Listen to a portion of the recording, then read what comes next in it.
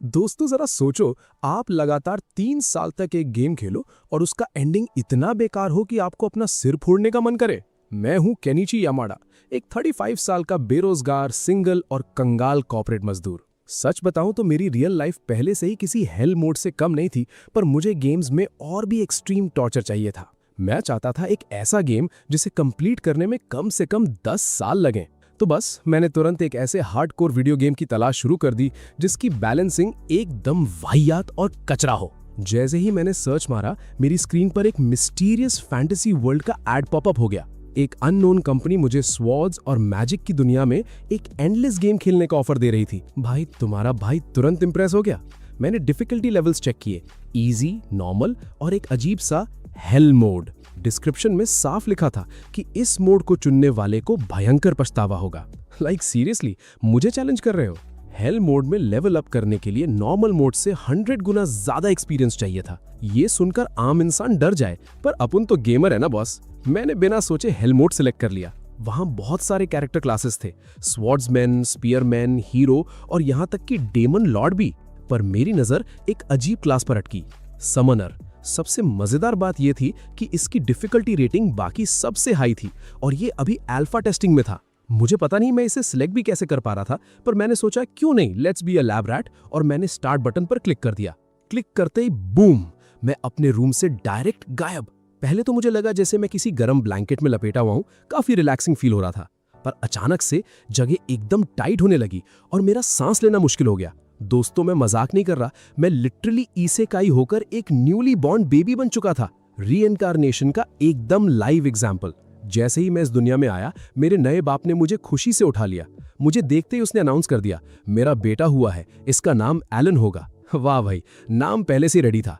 मैंने भी चुपचाप अपना नया नाम और लाइफ एक्सेप्ट कर ली। कहाँ वो 35 साल का थका हारा केनिची और कहाँ ये क्यूट सा बेबी एलन। तो भाइयों, अब मैं एलन हूँ, पूरे 1 साल का बच्चा। मैं बोल भले ही नहीं सकता, पर मेरे दिमाग में अभी भी एक अडल्ट का सीपीयू दौड़ रहा है। मुझे यहाँ की भाषा समझ आ रही है, जो सरप्राइजिंगली जापानीज से मिलती जुलती है। Convenient isekai translation system, you know. मैंने स्टार्ट में किसान फैमिली चूज की थी, तो मैं एक ऐसे बॉर्डर विलेज में पैदा हुआ जिसका अब तक कोई ऑफिशियल नाम ही नहीं है। यहाँ के लोग जमीन पर खेती करते हैं और रूलर को टैक्स देते हैं। मेरे नए पिताजी का नाम रोडन है, जो दिन रात फील्ड में पसीना बहाते हैं, एकदम परफेक्ट फैमिली मैन। और मेरी मम्मी टेरेसिया, भाई क्या ही खूबसूरत और प्यारी हैं। अभी के लिए मैं इनका इकलौता वारिस हूँ, पर मुझे पता है जिस हिसाब से ये दोनों इन लव है, जल्द ही मेरे भाई बहन भी आने वाले हैं। एक दिन मुझे अचानक जम्हाई आने लगी, तो मम्मी मुझे सुलाकर पापा के साथ डिनर करने चली गई। जैसे ही रूम खाली हुआ, तुम्हारा भाई एक्शन में आ गया। मैंने सिस्टम या स्टेटस विंडो ओपन करने की कोशिश की, पर कुछ नहीं हुआ। मैं थोड़ा फ्रस्ट्रेट हो गया। माना कि बच्चा बनकर फ्री का खाना और नींद मिल रही है, पर मैं एक समनर हूँ बॉस। मेरी एक इज्जत है, मुझे अपनी एबिलिटीज यूज करनी है। पूरा 1 साल निकल गया था इन्हीं कोशिशों में। मेरी उम्मीद ऑलमोस्ट खत्म होने लगी थी, पर मैंने सोचा एक आखिरी बार ट्राई करते हैं। और तभी फ्लैश, मेरे ठीक ऊपर एक तेज रोशनी हुई और एक अजीब सी बुक हवा में प्रकट हो गई। मैं इतना चौंक गया कि मेरे मुंह से एक जोर की चीख निकल गई। ये सुनकर मेरे पेरेंट्स पैनिक करते हुए रूम में दौड़े आए।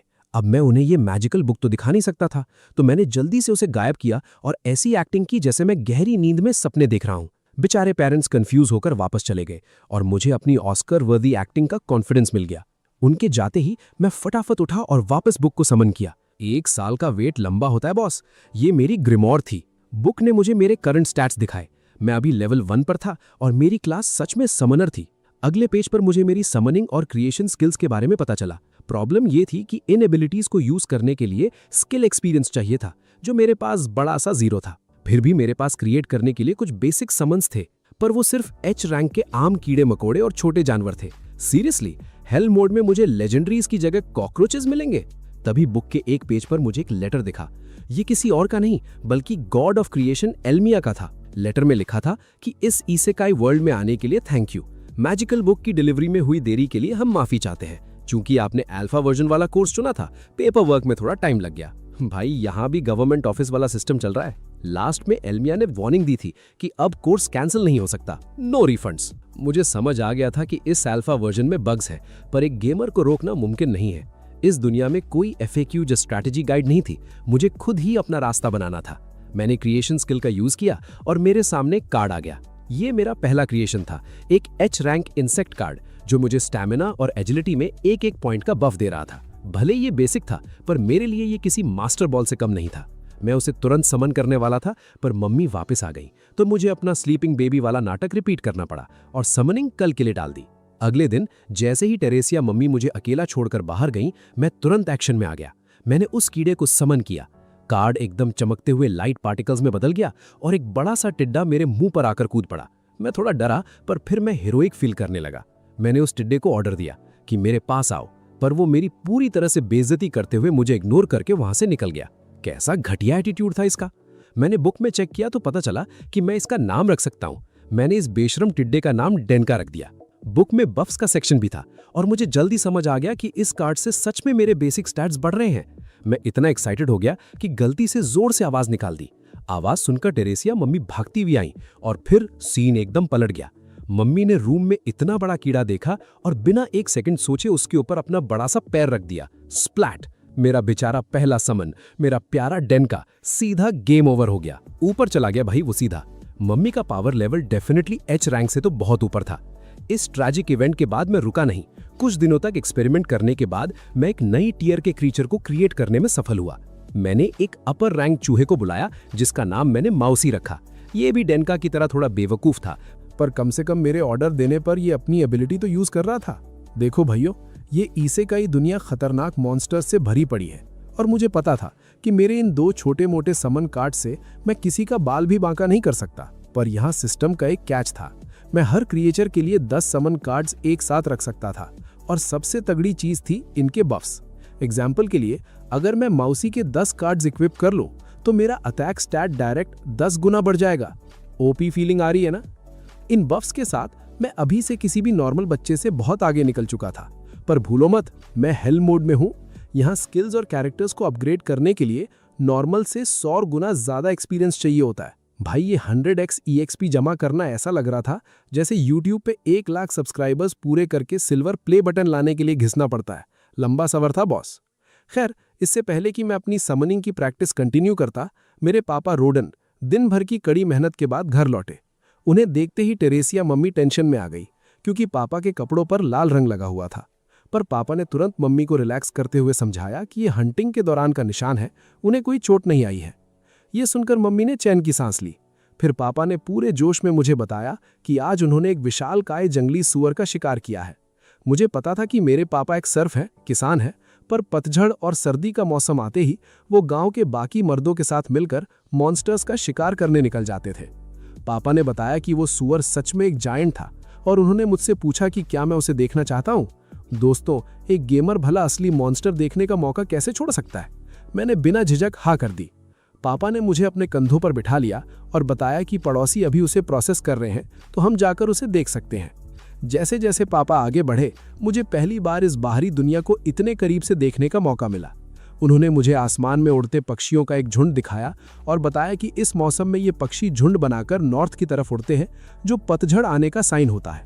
आसमान में उड़ते एक जायंट क्रिएचर को देखकर पापा ने अचानक एक शॉकिंग राज खोला। उन्होंने कन्फेस किया कि उन्होंने मेरा नाम अल्बाहारा नाम के एक जायंट बर्ड मॉन्स्टर के नाम पर रखा है। लॉजिक ये था कि आसमान ही इनकी लिमिट है और ये अपने पंखों से दुनिया में कहीं भी उड़ सकते हैं। यही सच्ची आज़ादी है। लॉजिक तो बड़ा कूल था, पर जब उन्होंने ये बात मम्मी को बताई थी तो मम्मी ने उनकी ऐसी क्लास लगाई थी ना, और भाई बच्चे का नाम एक मॉन्स्टर पे रखोगे तो डांट तो पड़ेगी ही। रास्ते में मैं पापा की बाहों में ही सो गया, पर जब मेरी आंखें खुली तो सामने उस विशालकाय सूअर को देखकर मेरी नींद उड़ गई। पापा ने मुझे उसके करीब जाने दिया और सच कहूं तो वो बहुत डरावना लग रहा था। मुझे रियलाइज हुआ कि मैं अपनी करंट स्टैट्स के साथ इतने बड़े जानवर को नहीं हरा सकता। तभी वहां गैडा नाम का एक आदमी आया और सबसे बोला, आज का हैवीवेट चैंपियन यहाँ है। वहां खड़े सभी लोग पापा के इस एपिक शिकार के लिए तालियां बजाने लगे। पापा अपनी आदत के अनुसार हम्बल बने रहे और बोले कि वो बस लकी थे। गैडा जानता था कि पापा बस नाटक कर रहे हैं, पर फिर उसकी नज़र मुझ पर पड़ी। मैंने एकदम संस्कारी बच्चे की तरह हेलो बोला और अपना इंट्रोडक्शन दिया। गैडा लिटरली चौंक गया क्योंकि मैं बस 1 साल का था। उसने बताया कि उसकी बेटी भी मेरे ही एज की है, पर वो इतनी वेल मैनर्ड बिल्कुल नहीं है। मैंने मौके का फायदा उठाकर पूछा कि क्या बड़े जंगली सूअर ताकतवर होते हैं। गैडा ने बताया कि ये सी रैंक के मॉन्स्टर्स होते हैं और इनको टपकाने के लिए कम से कम 20 मर्दों की जरूरत पड़ती है। मैंने ये इन्फॉर्मेशन दिमाग में सेव कर ली क्योंकि अब मेरे पास मॉन्स्टर्स की पावर नापने का एक स्केल आ गया था। भाइयों 10 महीने बीत गए। मैं अब लगभग 2 साल का हो चुका था और फाइनली मैंने समन लेवल 2 और क्रिएट लेवल 2 अनलॉक कर लिया था। इसके साथ ही मुझे एक्सपेंशन लेवल 1 मिल गया और ग्रिमोर का नोट्स फीचर भी अनलॉक हो गया। मेरे अंदर का गेमर फिर से जाग गया था। मैंने फुल एक्साइटमेंट में स्टैट्स पेज खोला और देखा कि अब मैं जी रैंक क्रिएचर कार्ड्स बना सकता हूँ। मुझे समन्स को आपस में फ्यूज करने की स्किल भी मिल चुकी थी और मेरी कार्ड इन्वेंट्री की स्पेस डबल हो चुकी थी, मतलब अब सीधा डबल बफ्स। मैं तुरंत कार्ड्स फ्यूज करना चाहता था पर उसके लिए मेरे पास सफिशिएंट एमपी नहीं थी, तो अपना एमपी वापस लाने के लिए मैंने दबा के खाना खाया। डिनर के बाद मैं भागकर अपने कमरे में गया ताकि इस नई एबिलिटी को टेस्ट कर सकूं। मैंने 2 एच रैंक माउसी कार्ड्स को फ्यूज करने का ट्राई किया, पर भाई एरर 404। ग्रिमोर ने बता दिया कि मेरी मैक्स एमपी ही इतनी नहीं है कि मैं फ्यूजन कर सकूं, जबकि मेरा एमपी बार फुल था। ये वैसा ही धोखा था जैसे डाविंसी रिजॉल्व में 4K वीडियो रेंडर होते होते 99% पर आकर क्रैश हो जाए। मैंने सोचा चलो एक नया जी रैंक बीस्ट कार्ड क्रिएट कर लेते हैं, पर वहां भी पॉपअप आ गया, नॉट इनफ मैक्स एमपी। मतलब मैं ना तो कुछ फ्यूज कर सकता था, ना ही नया बना सकता था अपनी करंट मैक्स एमपी के साथ। खैर वक्त बीता और 3 साल की एज आते आते मेरे पास जी रैंक बीस्ट्स, कीड़े और पक्षियों के ढेर सारे कार्ड्स जमा हो गए थे। मैंने अपने 2 कार्ड्स को मिलाकर फाइनली एक जी रैंक का बर्ड कार्ड बनाया, जिसका नाम मैंने चैपी रखा। समन करते ही वो उड़कर मेरे कंधे पर बैठ गया। स्टैट्स चेक किए तो पता चला कि इसके पास आवाज कॉपी करने की तगड़ी एबिलिटी है। पहले तो मैं समझा नहीं, पर जब उसने मेरे ही वर्ड्स और टोन को एग्जैक्टली रिपीट किया तो मैं समझ गया कि ये दुश्मनों को कंफ्यूज करने के लिए कितना काम आएगा। फिर मैंने हॉपर नाम का एक मेंढक और मोली नाम की एक छछुंदर समन किया। दोनों जी रैंक के थे। मैंने हॉपर से उसकी प्रवोक एबिलिटी यूज करने को कहा। वो मेंढक उछलने लगा और उसकी स्किन ग्लो करने लगी। एग्रो खींचने का एकदम परफेक्ट तरीका। फिर मैंने मोली को खोदने का कमांड दिया और उसने देखते ही देखते एक बड़ा सा गड्ढा खोद दिया। मुझे तब रियलाइज हुआ कि एक प्रो समनर बनने का असली राज अपने क्रिएचर्स के स्टैट बफ्स की पूरी नॉलेज रखना है।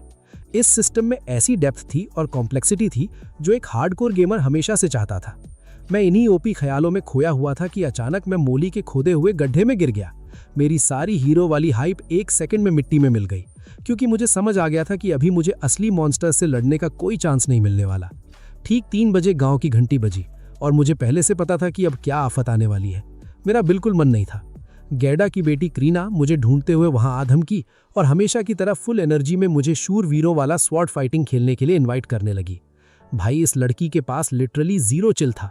ये जानते हुए कि मेरे पास कोई ऑप्शन नहीं है, मैं गड्ढे से बाहर निकला और अपनी इस डेंजरस पड़ोसिन को हेलो बोला। वो अपने हाथ में लकड़ी की तलवार ताने खड़ी थी। मैंने शराफत से एक फेयर ड्यूअल एक्सेप्ट कर लिया। भले ही मैंने चैलेंज एक्सेप्ट कर लिया था, पर अंदर से मुझे थोड़ी शर्म आ रही थी कि एक अडल्ट बच्चों के साथ लकड़ी की तलवार से खेल रहा है। पर दोस्तों, मुझे पता था कि क्रीना के साथ इन खेल वाली फाइट्स को सीरियसली लेना पड़ेगा। वो सरप्राइजिंगली हद से ज्यादा फास्ट थी और तलवार चलाते वक्त एकदम मर्सीलेस बन जाती थी। मैंने अपनी सारी पावर एजिलिटी बढ़ाने में लगा दी, फिर भी मैं बाल बचला था। भाई वो इतनी ताकतवर थी कि उसने मेरी लकड़ी की तलवार ही तोड़ दी और फिर भी कंटिन्यूसली मुझ पर अटैक करती रही। दिन ढलते ढलते मेरे पेरेंट्स मुझे बचाने आए, पर तब तक मेरी अच्छी खासी धुनाई हो चुकी थी। टेरेसिया मम्मी अभी प्रेग्नेंट थी, जो कि किसी के लिए सरप्राइज नहीं था। क्रीना के जाने के बाद मैं जमीन से उठा। एक छोटी बच्ची से पिटने के बाद भी मैंने एक गुड बॉय की तरह अपनी मम्मी की हेल्प करने का डिसीजन लिया और उनके हाथ से सब्जियों की टोकरी उठा ली। मम्मी ने प्यार से स्माइल करते हुए मुझे थैंक यू कहा। उस रात जब हम तीनों डिनर कर रहे थे, मैंने पापा से कहा कि मैं आलू की फसल काटने में उनकी मदद करना चाहता हूँ, क्योंकि मम्मी प्रेग्नेंट है। ये सुनकर दोनों चौंक गए। एक छोटा बच्चा खेती करने की बात कर रहा है। पर मैंने उन्हें कॉन्फिडेंटली आश्वस्त किया कि मैं ये काम करने में पूरी तरह केपेबल हूँ। सच्चाई तो ये थी कि सिस्टम बफ्स की वजह से मेरे अंदर अभी एक अडल्ट जितनी स्ट्रेंथ आ चुकी थी, पर ये ओपी राज में अपने तक ही रखने वाला था। माँ ने प्यार से कहा कि मेरे जैसे नन्हे बच्चे को काम नहीं करना चाहिए और मुझे जाकर अपनी दोस्त क्रेना के साथ खेलना चाहिए। पिताजी भी इस बात पर राजी हो गए और बोले कि मैं घर के छोटे कामों में वैसे भी मदद कर ही देता हूँ। मैंने थोड़ा अड़ने की कोशिश की, लेकिन पिताजी अपनी बात पर अड़े रहे। उनका कहना था कि मुझे ये काम तो जिंदगी भर करना ही है, इसलिए जब तक हो सके मुझे इस मेहनत मजदूरी वाली खेती से दूर रहकर बचपन के मजे लेने चाहिए। तभी मुझे एहसास हुआ कि हम लोग हमेशा के लिए इस सर्फिंग क्लास की गुलामी में फंसे रहने वाले हैं। वैसे भी खेतों में दिन भर पसीना बहाना घर के छोटे कामों से बिल्कुल अलग और जानलेवा है। मैं खुद भी इस नरक जैसे काम से बचना चाहता था और अपने 3 साल के बेटे को भी इस दलदल में नहीं झोंकना चाहता था, इसलिए मैंने अपने माता पिता का फैसला मान लिया। माँ पिताजी को खुशी हुई कि मैं समझदार हूँ। माँ ने बातों बातों में बताया कि मैं आजकल घर के पीछे वाले पेड़ पर पत्थर फेंकने की प्रैक्टिस क्यों कर रहा हूँ। जब पिताजी ने पूछा तो मैंने कह दिया कि बाहर जंगल में राक्षस हैं और मैं अपनी माँ की सुरक्षा के लिए ट्रेनिंग कर रहा हूँ। पिताजी जोर से हंसे, लेकिन असल में मैं ये चेक कर रहा था कि क्या मैं समनिंग के अलावा कोई और स्किल सीख सकता हूँ या नहीं। माँ ने पूछा कि क्या मैं क्रेना की भी रक्षा करूंगा। मैंने हाँ कह दिया, लेकिन दिमाग में बस यही चल रहा था कि जब हम नाइट्स वाला खेल खेलते हैं तो वो लड़की कितनी बेरहमी से मुझे पीटती है। पिताजी ने बताया कि वे मेरे मूल्यांकन समारोह यानी अप्रेजल सेरेमनी का बेसब्री से इंतजार कर रहे हैं। माँ ने समझाया कि जब मैं 5 साल का हूंगा तो एक दिव्य समारोह होगा जिससे ये पता चलेगा कि मेरे अंदर किस प्रकार का टैलेंट है। पिताजी ने कहा कि अगर किस्मत अच्छी रही और मुझे कोई दमदार टैलेंट मिल गया तो शायद हम इस दास्ता से बाहर निकल सकें। ये सुनकर मैं काफी एक्साइटेड था। सर्दियों में मैंने अपने समन किए हुए जीव डेनका को देखा। वो एक ही जगह इतनी देर से उछल कूद कर रहा था कि जमीन में गड्ढा ही बना दिया था। अब मुझे पक्का हो गया था कि मैं बिना किसी थकान के पूरे दिन के लिए किसी जीव को समन कर सकता हूँ। ये मेरे लिए एक बड़ी अचीवमेंट थी। तभी क्रेना की आवाज आई और मैंने तुरंत अपनी जादुई किताब गायब कर दी। कोई चारा ना होने पर मुझे उसके साथ वही नाइट्स वाला खेल खेलना पड़ा और वो लड़की आज भी एकदम आक्रामक थी। मैंने उसकी स्पीड मैच करने की कोशिश की, लेकिन भाई उसका प्लॉट आर्मर ही अलग है। उसने फिर से मुझे धूल चटा दी। शाम को जब पिताजी घर लौटे तो डेनका अचानक माँ के पैर पर कूद गया, जिससे वे घबराकर गिर गईं। पिताजी दौड़कर आए और हालांकि चोट मामूली थी, लेकिन माँ को लेबर पेन शुरू हो गया। क्रेना अपनी माँ को बुलाने भागी और हम सब तैयारी में जुट गए। मेरी समझ में नहीं आ रहा था कि क्या करूं। काश मैंने कोई बर्थ सिमुलेशन गेम खेला होता। पिताजी भी उतने ही डरे हुए थे। शुक्र है कि क्रेना की माँ मटिल्डा आ गई और उन्होंने हम पुरुषों को बाहर निकाल दिया। हम पूरी रात बाहर ही रहे। सुबह होते ही बच्चे का जन्म हुआ और पिताजी ने बड़े गर्व से उसका नाम मैश रखा। मैं सोचता रहा कि मेरा पुनर्जन्म यहाँ क्यों हुआ, लेकिन भले ही मेरा मकसद अपने स्किल्स को मैक्स लेवल पर ले जाना है, ये पारिवारिक माहौल भी बुरा नहीं है। मैंने ठान लिया कि मैं अपने परिवार को इस दास्ता के बोझ से मुक्त कराऊंगा। आखिरकार मैं 5 साल का हो गया और मूल्यांकन समारोह का समय आ गया। पिताजी ने बताया कि यहाँ दास से लेकर कुलीन तक सबको 5 साल की उम्र में भाग लेना होता है। अगर टैलेंट निकला तो गुलामी से आज़ादी मिल सकती है, लेकिन यहाँ कंपटीशन बहुत तगड़ा था। गांव के ढेरों बच्चे मेरी ही उम्र के थे। क्रेना आकर मुझे साथ चलने के लिए कही। आम लोगों के गांव के पास पहुंचते ही वो बेहद एक्साइटेड होकर बोली कि अगर मुझे सोर्ड्स वुमन की क्लास मिली तो वो नाइट बनेगी। मैंने कुछ सलीके से सजे धजे लोगों को देखा और सोचने लगा कि क्या ये सचमुच आम लोग हैं। जाहिर है उन्होंने अपनी असलियत छिपाने के लिए दिखावटी कपड़े पहने थे। लोग मेरे काले बालों और आंखों को देखकर फुसफुसा रहे थे कि मैं पक्का दास हूं। तभी चर्च से 3 पुजारी निकले और बोले कि सृष्टि के देवता एल्मिया सबको समान अवसर देते हैं।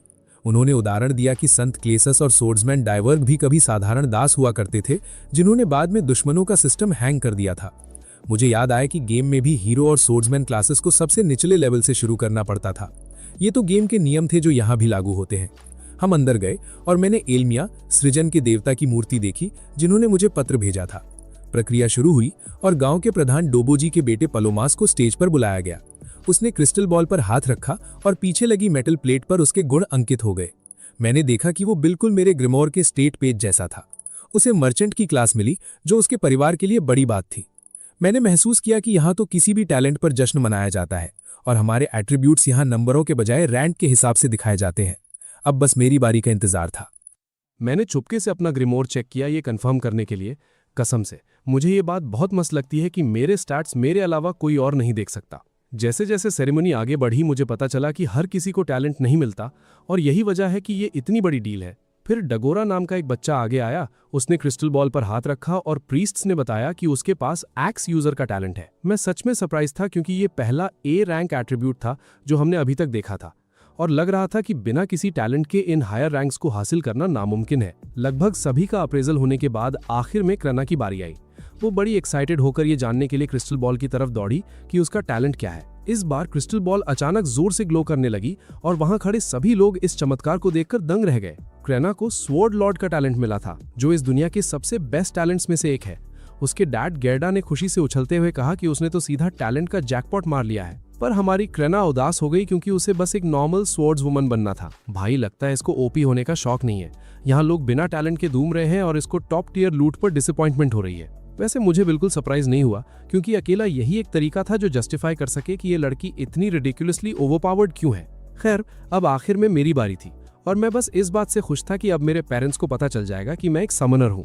जैसे ही मैंने क्रिस्टल बॉल पर अपना हाथ रखा, वो अब तक की सबसे तेज रोशनी के साथ ग्लो हुई और उसके फोर्स ने मुझे पीछे धकेल दिया। मेरे डैड रोडन तुरंत घबराकर मेरे पास दौड़े, पर मैंने उन्हें आश्वासन दिया कि क्रेना की डेली बीटिंग इससे ज्यादा खतरनाक होती है। मैं जल्दी से उठा टैलेंट देखने के लिए। डैड ने प्रीस्ट से रिक्वेस्ट की कि हमें पढ़ना नहीं आता, तो अगर वो बता दें कि मेरा टैलेंट क्या है तो बड़ी मेहरबानी होगी। प्रीस्ट खुशी से बताने आया, पर उसका अगला सेंटेंस सुनते ही हमारी सारी एक्साइटमेंट मर गई।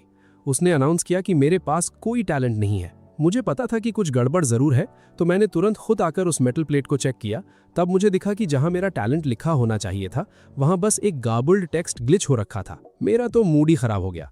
मैंने गॉड ऑफ क्रिएशन को इसके लिए गालियां दी कि भाई पहले अपना गेम ठीक से डीबग करना सीख ले, क्योंकि अब किसी को नहीं पता चलेगा कि मैं एक समनर हूं। भले ही मेरे पास कोई टैलेंट नहीं आया, फिर भी डैड मुझे घर वापस ले आए, जहां मॉम हमारा वेट कर रही थी। डिनर के दौरान डैड ने प्यार से बोला कि टैलेंट्स वैसे मैटर नहीं करते, क्योंकि मैं हमेशा उनकी जान और उनका गर्व रहूंगा। मॉम टेरेसिया ने भी अग्री किया। मुझे पता है कि हम लोग इतने गरीब हैं कि हमारे पास नहाने के लिए एक बाथटब तक नहीं है, पर मैं इस फैमिली में पैदा होकर सच में खुश हूँ, भले ही मैं टेक्निकली इन सबसे उम्र में बड़ा हूँ। रात को मैंने अपना ग्रिमोर चेक किया तो देखा कि मेरे सारे एट्रीब्यूट्स ई रैंक पर थे। तब जाकर मुझे आज के दिन की सबसे बड़ी बात समझ आई कि मैं इस दुनिया का अकेला प्लेयर हूँ जो हेल मोड पर खेल रहा है। सभी बच्चे अप्रेजल के टाइम 5 साल के थे, जिसका मतलब सभी लोग मेरे जैसे लेवल 1 पर होंगे। ये रैंक सिस्टम शायद लेवल अप पर मिलने वाले ग्रोथ फ्रैक्शन को दर्शाता है। मैंने अज्यूम किया कि मेरे सारे एट्रीब्यूट्स ई रैंक इसलिए हैं क्योंकि हेल मोड में मेरा प्रोग्रेस नॉर्मल का 100वां हिस्सा है, और उस लॉजिक से मेरी रैंक्स भी एक्चुअल वैल्यू का वही छोटा फ्रैक्शन दिखा रही हैं। ये बात किसी नॉर्मल गेमर के बाल नोचने के लिए काफी थी, पर मैं यहाँ इन वीक सॉस गेम्स की औकात दिखाने आया हूँ।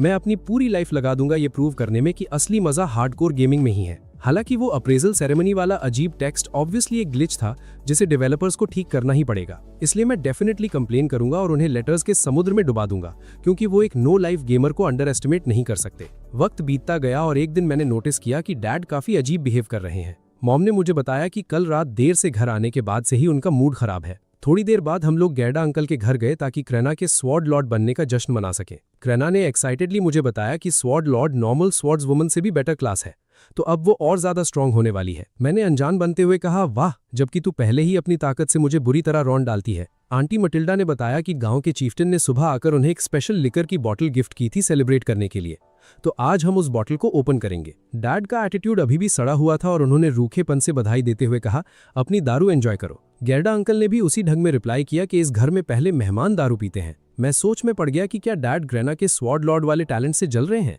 पर मुझे पता था कि डैड इतने पैटी नहीं है, इसलिए वजह जरूर कुछ और थी। डैड ने पहली ड्रिंक सर्व करनी चाहिए, पर गैडा अंकल ने साफ बोल दिया कि वो उनके उस सड़े हुए शक्ल के साथ डाली गई दारू बिल्कुल नहीं पिएंगे। उन्होंने डैड को इस मौके पर बज़किल बनने से रोका, पर अचानक डैड ने वो बॉटल जमीन पर पटक दी। नो, हो गया इन दोस्तों का कलेश शुरू।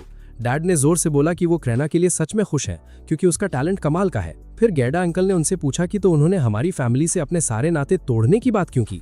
ये इन्फॉर्मेशन सुनकर वहां खड़े सभी लोग शॉक्ड रह गए। डैड ने समझाया कि वो खुद ऐसा नहीं करना चाहते, पर क्रेना का टैलेंट बहुत बड़ा है। वो आगे चलकर नाइटहुड ज्वाइन कर सकती है, देश की सेवा कर सकती है, यहाँ तक कि नोबिलिटी भी बन सकती है, और ऐसे लोगों को हम जैसे आम सर्व्स के साथ टाइम वेस्ट नहीं करना चाहिए। मुझे तुरंत समझ आ गया कि डैड एक्चुअली उनका बिना मांगा भला करने की कोशिश कर रहे थे। डैड जिद पर अड़े थे कि स्वॉर्ड लॉर्ड एक बड़ी डील है, पर गैडा अंकल ने ब्लंटली कह दिया कि इससे उनकी दोस्ती पर कोई फर्क नहीं पड़ता। मैं इनकी इस नौटंकी से पक चुका था, तो मैंने क्रेना को इशारा किया कि वो जाकर इन्हें शांत करवाए। क्रेना ने इंस्टेंटली अपनी वुडन स्वॉर्ड उठा ली। भाई, ये लड़की किसी दिन इन दोनों को पक्का निपटा देगी। पर इससे पहले कि क्रेना आगे बढ़ती, मॉम और आंटी मटिल्डा ने सिचुएशन का चार्ज ले लिया। जब माहौल आखिरकार शांत हुआ तो आंटी मटिल्डा से मैंने पूछा कि क्या ये दोनों हमेशा से ऐसे ही थे। उन्होंने बताया कि बाप बनने के बाद ये दोनों काफी शांत हो गए हैं, वरना पहले ये दोनों पूरे हॉट हेड्स थे जो बात बात पर एक दूसरे पर मुक्के चलाते थे। मॉम टेरेसिया ने मुस्कुराते हुए पुराने दिनों को याद करते हुए बताया कि ये चारों एक्चुअली बचपन के दोस्त हैं जो एक ही गाँव में बड़े हुए थे। आंटी मटिल्डा ने आगे बताया कि 10 साल पहले जब एक नया गाँव बसाने की खबर आई थी, तब उन सब ने मिलकर वहां जाने का फैसला किया था। सिर्फ इतना ही नहीं, उन्होंने मिलकर अपने घर बनाने की भी प्लानिंग की थी। इसीलिए क्रीना का घर और रॉडन का घर लगभग एक जैसे दिखते हैं। रॉडन ने समझाया कि अलग अलग घर बनाने से अच्छा था कि दोनों को एक साथ खड़ा कर दिया जाए, मजदूर और सामान दोनों बच जाते। तभी गैडा ने तुरंत क्रेडिट लेने की कोशिश की और बोला कि सपोर्ट बीम्स उसने लगाई थी। रॉडन भी पीछे नहीं हटा और याद दिलाया कि दीवारें और फ्लोर उसने बनाए थे। गैडा ने फिर शराब का एक प्याला भरते हुए कहा कि शादी के दिन के बाद उसने आज तक कुछ नहीं पिया। गैडा हंसकर बोला कि उसका भी वही हाल है। और बस 2 मिनट पहले तक जो दोनों अपनी अपनी अचीवमेंट्स की दुकान खोलकर बैठे थे, वहीं थोड़ी देर बाद प्याला टकराकर पुराने दोस्तों की तरह हंसने लगे। कभी कभी लगता है दुनिया की आधी प्रॉब्लम्स बैठकर बात करने से सॉल्व हो सकती हैं और बाकी आधी किसी अच्छे ड्रिंक से। अगली सुबह सब लोग काम में लगे हुए थे कि तभी एक आदमी दौड़ता हुआ आया और बताया कि ऑर्डर ऑफ नाइट्स क्रीना से मिलने आ रहा है। ये सुनते ही गैडा और रॉडन अपने बच्चों को लेकर कॉमनर विलेज की तरफ निकल पड़े। मैं भी उनके साथ था। वहां पहुंचते ही मैंने देखा कि बहुत सारे लोग पहले से ही जमा हो चुके थे। सब क्रीना को देखना चाहते थे। एलन के रूप में मैं सोच रहा था कि लगता है क्रीना के सोर्ड लॉर्ड होने की खबर पूरे इलाके में फैल गई है। तभी अचानक डगोरा मेरे सामने आ गया। मैं उसे अप्रेजल सेरेमनी से पहचान गया। उसके पास अभी भी सिर्फ एक बड़ा सा डंडा था, लेकिन बी एक्स टैलेंट मिलते ही उसका कॉन्फिडेंस आसमान छू रहा था। वो मुझे देखकर बोला, तुम यहां क्या कर रहे हो? टैलेंटलेस लोगों की यहां कोई जगह नहीं। मैं कुछ बोल भी नहीं पाया था कि क्रीना तुरंत मेरे सामने आ गई। उसने गुस्से में कहा कि मैं यहां इसलिए हूं क्योंकि मैं स्ट्रांग हूं। डगोरा हंस पड़ा। उसने याद दिलाया कि मेरे सारे रैंक्स ई थे और मैं एक सर्फ हूं। क्रीना इतनी गुस्से में आ गई कि वो उस पर झपटने ही वाली थी, लेकिन गैडा ने उसे पकड़कर रोक लिया। इसी बीच विलेज चीफ्टन ने सबको बता दिया कि नाइट्स आ गए हैं। सारे लोग तुरंत रास्ता छोड़कर एक तरफ हो गए। मैंने देखा कि आगे चलने वाला आदमी कोई आम नाइट नहीं था, वो स्वॉर्ड मास्टर जेनत था। क्रीना की आंखें एक्साइटमेंट से चमक उठीं। 3 साल पहले हम दोनों सिर्फ खेल खेल में नाइट बनते थे और आज उसके सामने असली नाइट्स खड़े थे। क्रीना बिना डरे जेनत के पास पहुंच गई और बड़े गर्व से अपना परिचय दिया। मैं अंदर ही अंदर सोचने लगा कि कहीं आज के बाद वो गांव छोड़कर नाइट बनने तो नहीं चली जाएगी। गैडा ने जल्दी से जेनत को समझाया कि उसकी बेटी सिर्फ 5 साल की है। उसने अभी तक असली तलवार भी नहीं पकड़ी, इसीलिए उससे ज्यादा उम्मीद नहीं करनी चाहिए। लेकिन जेनत को इससे कोई फर्क नहीं पड़ा। उसने ठंडी आवाज में कहा कि अगर क्रीना सच में स्वॉर्ड लॉर्ड है तो उम्र मायने नहीं रखती, और अगर यह सब झूठ हुआ तो इसका मतलब बैरन ग्रेनवेल को बेवकूफ बनाने की कोशिश की गई है। गैडा का चेहरा तुरंत उतर गया। मैं तभी समझ गया था कि कुछ गड़बड़ है। जेनत ने सबको चेतावनी दी कि अप्रेजल रिजल्ट्स के साथ छेड़छाड़ करना बहुत बड़ा जुर्म है, इसीलिए क्रीना के टैलेंट को वेरीफाई करना जरूरी है। और वेरिफिकेशन के नाम पर उसने फेंसिंग ड्यूअल का ऐलान कर दिया।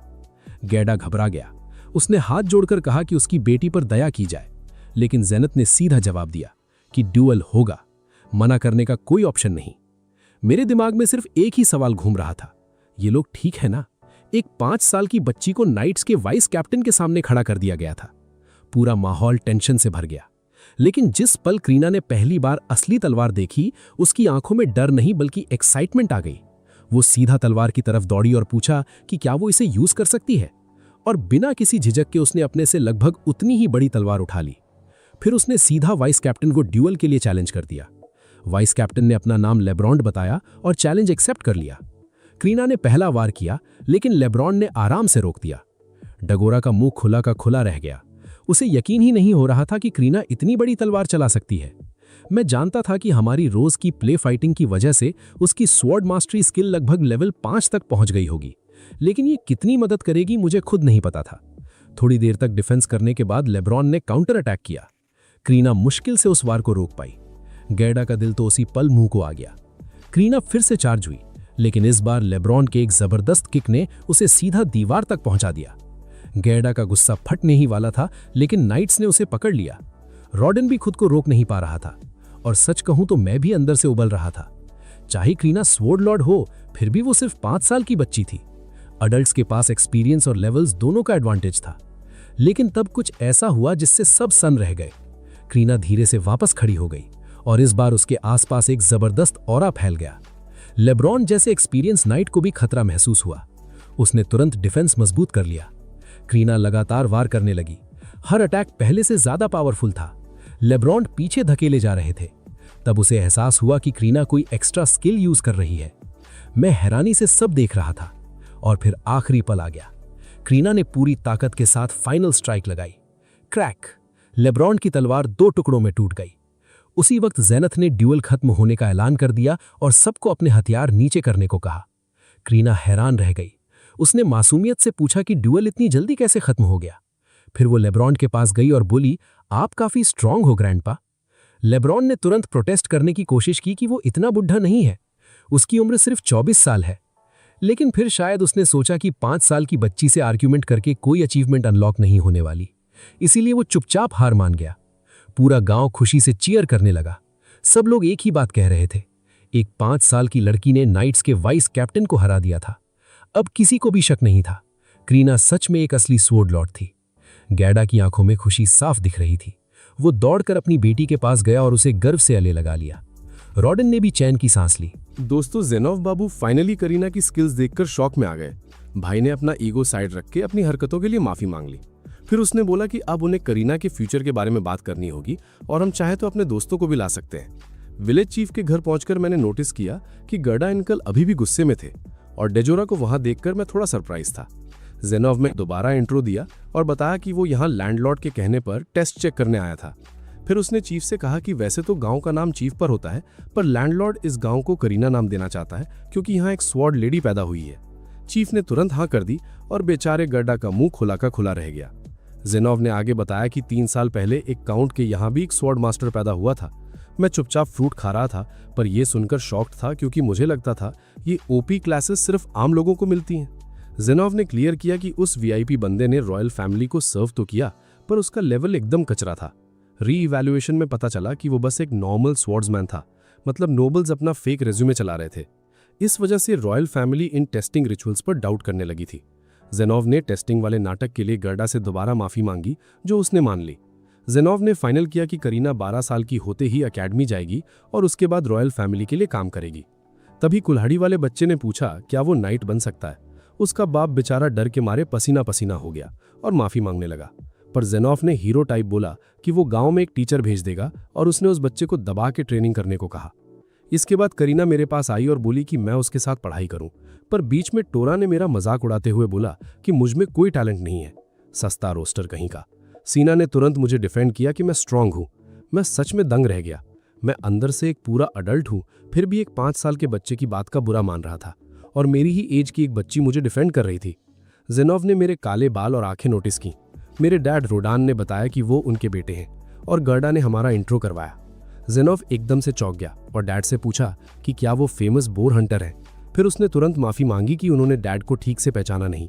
उसने बताया कि लैंडलॉर्ड डैड के भेजे बोर्ड से बहुत खुश था और उनकी करेज की तारीफ की। डैड ने कामली तारीफ एक्सेप्ट की और सबने फेयरवेल एक्सचेंज किया। वापस आते वक्त डैड ने मुझे सिखाया कि लाइफ कितनी भी हार्ड हो, इंसान को इज्जत से जीना चाहिए। मुझे उनका पॉइंट अच्छे से समझ आ गया। आखिर मैं अभी भी इस अजीब गेम के सबसे हार्ड डिफिकल्टी लेवल पर खेल रहा था। घर आने से पहले मैंने डैड को बताया कि मैं मॉम और मैश के लिए गिफ्ट लाया हूँ। डैड हंसने लगे और बोले कि जवानी में वो भी यही करते थे। बाद में मैं बहुत खुश था क्योंकि मेरी समनिंग स्किल लेवल 2 से सीधा लेवल 3 हो चुकी थी। अब मेरे पास पूरे 30 समनिंग स्लॉट्स थे। मेरे समन्ड क्रीचर्स अब पहले से ज़्यादा बफ हो चुके थे और अब मैं F रैंक क्रीचर्स को भी बुला सकता था, हालांकि मैंने ट्राई नहीं किया था। उसी रात पता चला कि फैमिली में तीसरा बच्चा आने वाला है और मैश बेबी का जेंडर जानने के लिए सुपर एक्साइटेड था। पर मुझे बस इस मीटिंग को जल्दी खत्म करना था ताकि मैं अपनी नई एबिलिटीज चेक कर सकूं। Gamer priorities, you know. Theresa mom को लग रहा था बेबी गर्ल होगी और अगर ऐसा हुआ तो वही नाम सिलेक्ट करेंगी। डैड ने जैसे ही नाम पूछा, अचानक मेरी ग्रिमोयर बुक ओपन हो गई और सिस्टम एडमिन एल्मा का मैसेज आ गया। मैंने चुपचाप मैसेज पढ़ा, पर पेरेंट्स ने नाम सुन लिया और मुझे इसके लिए वॉर्न किया। मॉम ने नोटिस किया मैं थोड़ा वियर्ड बिहेव कर रहा हूं, तो उन्होंने डैड से उनके वूंड्स के बारे में पूछना शुरू कर दिया। डैड ने कैजुअली बोला कि हंटिंग में ऐसी चोटें आती रहती हैं और ये ऊपर वालों के ट्रायल्स जैसे लगते हैं। उन्होंने ये भी सस्पेंस रखा कि इन चोटों की थकान कभी कभी अजीब तरीके से गायब हो जाती है। मुझे रियलाइज हुआ कि डैड दिखने में नॉर्मल है, पर अंदर से अलग ही ओपी लेवल पर है। मेरा समनिंग लेवल भले ही बढ़ गया था, पर मेरी खुद की बेस लेवल अभी भी 1 थी। लेवल बढ़ाने का एक ही रास्ता था और वो था हंटिंग, पर फार्मर्स को गांव से बाहर जाना मना था। मैंने डैड से हंटिंग पर चलने की जिद की, पर उन्होंने रिजेक्ट करके बोला कि हंटिंग मेरी सोच से भी ज़्यादा डेंजरस चीज़ है। मैं रूम में वापस आया और एल्मा के मैसेज पर ध्यान दिया। फिर दिमाग की बत्ती जली कि ये एक्चुअली मेरी पुरानी कंप्लेंट्स का रिप्लाई था। सबसे मेन बात, मेरा टैलेंट अब आखिरकार रीडेबल बन चुका था। मुझे ये भी समझ आया कि डैड को मेरी नई क्लास के बारे में कोई प्रोफेसी जैसा कुछ मिला था। मैंने नोटिस किया कि मेरी स्किल रेटिंग एवरेज थी, पर भाई मेरा स्टैट ग्रोथ रेट एकदम इनसेन था। मैजिक और इंटेलिजेंस सीधा S रैंक, बाकी सब A रैंक। मैं फुल्ली सेटिस्फाई होकर एबिलिटीज टेस्ट करने लगा। पहला एक्सपेरिमेंट था डिंग का। जैसे ही मैंने उसको एनहांस किया, उसके स्टैट्स में भयंकर उछाल आया। उसकी साइज वही थी, पर अपीयरेंस एकदम खतरनाक हो गया। मॉम उसको देखकर डर गई और मुझे मजबूरन उसे नॉर्मल स्टेट में लाना पड़ा। अगले दिन मुझे पता चला कि कार्ड में वापस भेजने के बाद भी क्रीचर का एनहांसमेंट बरकरार रहता था। मतलब मुझे अपने सारे कार्ड्स जल्दी से जल्दी मैक्स आउट करने थे। कपड़े सुखाते टाइम, हाँ मैं हीरो होके भी ये करता हूँ, मुझे अपने पुराने फील्ड फ्यूजन्स याद आए। इस बार मैंने एक ए रैंक इंसेक्ट और एफ रैंक बर्ड को फ्यूज किया और प्रोसेस फाइनली सक्सेसफुल रहा। मुझे एक एफ रैंक प्लांट कार्ड मिल गया। प्लांट से मैजिक और स्ट्रेंथ बढ़ती थी, जिससे मुझे नए कार्ड्स बनाने में हेल्प मिलती, तो मैं खुशी से पागल हो गया। मैंने नए प्लांट को समन किया जो एक छोटे से एप्पल की फॉर्म में निकला। मैंने उसका नाम अपो रखा। शक्ल से वो किसी भी एंगल से कॉम्बैट मटेरियल नहीं लग रहा था, पर जब मैंने उसकी स्किल यूज़ की तो ज़मीन से छोटे छोटे स्प्राउट्स निकल आए। स्टार्टिंग में थोड़ा डिसअपॉइंटमेंट हुआ, फिर मैंने खुद को मनाया कि चलो कोई तो यूज़ होगा ही। मैंने उसे वापस कार्ड में भेजने की कोशिश की, पर भाई ढीठ हो गया और रिप्लाई ही नहीं दे रहा था। तभी मॉम ने उन स्प्राउट्स को देख लिया और उनकी बढ़िया महक से वो काफ़ी इंप्रेस हो गई। उधर मैं अपने दिमाग के घोड़े दौड़ा रहा था कि इस एबिलिटी का क्या फ़ायदा उठाया जा सकता है। कुछ टाइम बाद मैं गर्डा अंकल के साथ ट्रेनिंग करने गया और हमेशा की तरह बुरी तरह हार गया, पर अंकल ने नोटिस कर लिया कि मेरी स्ट्रेंथ पहले से बढ़ चुकी थी। जब मैंने अपनी ग्रिमोर चेक की तो देखा कि मेरी स्वॉर्ड स्किल लेवल 3 हिट कर चुकी थी और साथ ही मेरी फिजिकल स्ट्रेंथ और एंड्योरेंस भी काफ़ी बफ हो चुकी थी। मुझे लगता था कि मेरे संबंध में सिर्फ बोजी ही अकेला है जिसके पास रियल ऑफेंसिव एबिलिटी है, पर ऑब्वियसली मैं उसको इंसानों पर टेस्ट नहीं करना चाहता था, तो मैंने थोड़ा वेट करने का सोचा। उसके बाद मैं अपना लेवल बढ़ाने के लिए बस पेड़ों पर पत्थर फेंकता रहा। पूरा बॉडी थककर चूर हो गया था, पर मैं रुका नहीं, क्योंकि इस सिस्टम का कुछ भरोसा नहीं, अगला लेवल अप कब आएगा किसको पता। और हाँ, एक मस्त चीज नोटिस की मैंने, एपो के आसपास होने से मेरी माना रिकवरी स्पीड काफी बढ़ जाती थी, एकदम पैसिव माना रीजन बफ। फिर एक दिन आई वो बरसात वाली रात। डैड को घर आने में बहुत लेट हो गया था। कुछ देर बाद गांव वाले उन्हें बुरी तरह घायल हालत में उठाकर लाए। उन्होंने बताया कि एक खतरनाक वाइल्ड बोर ने उनकी ऐसी हालत की है। वूंड को रोकने के लिए उन्होंने वूंड को आग से जला दिया था। भाई, मिडीवल दुनिया के नुस्खे। उन्होंने बताया कि डैड की जान एक रेयर फ्लावर की वजह से बची जो उनकी ट्रीटमेंट में यूज हुआ था। कुछ लोग फालतू में फार्मर्स को ब्लेम करने लगे, पर असली बात यह थी कि विलेज चीफ ने खुद उन्हें हंट ज्वाइन करने को बोला था, क्योंकि उसे मीट चाहिए था। गांव के सारे नल्ले लोग मेरे डैड की स्ट्रेंथ पर डिपेंड थे, पर जब अटैक हुआ तो आधे से ज्यादा मर्द डर के मारे वहां से पतली गली पकड़ के निकल लिए। सिर्फ मेरे डैड वहां रुके और उन फट्टू लोगों को बचाने के लिए अकेले फाइट की, और इसी वजह से उन्हें इतनी हैवी डैमेज आई। अगली सुबह जब डैड होश में आए और उन्होंने फैमिली का हालचाल पूछा तो मेरे अंदर का गेमर थोड़ा शांत हुआ। मुझे रियलाइज हुआ कि मैं अब तक इस दुनिया को सिर्फ एक गेम की तरह देख रहा था, जहां मेरा सिंगल फोकस सिर्फ ओपी बनना और अपने स्टैट्स बढ़ाना था। पर अब मुझे उस हार्श रियलिटी का थप्पड़ पड़ा जिसमें मेरी फैमिली एक्चुअली जी रही थी। ये कोई सिमुलेशन नहीं था। गर्डा अंकल हमारे हिस्से का मीट लेकर आए और आगे भी हेल्प करने का प्रॉमिस किया। डैड ने उन्हें थैंक यू बोला, पर उस मोमेंट पर मैंने खुद से कसम खा ली कि अब मैं अपनी फैमिली को खुद प्रोटेक्ट करूंगा, चाहे जो हो जाए। मैंने डैड के खेतों वाले काम में हाथ बटाना शुरू कर दिया और मेरी एबनॉर्मल स्ट्रेंथ देखकर सबके होश उड़ गए थे। मैंने डिसाइड कर लिया था कि अब मैं बच्चों की तरह बिहेव नहीं करूंगा।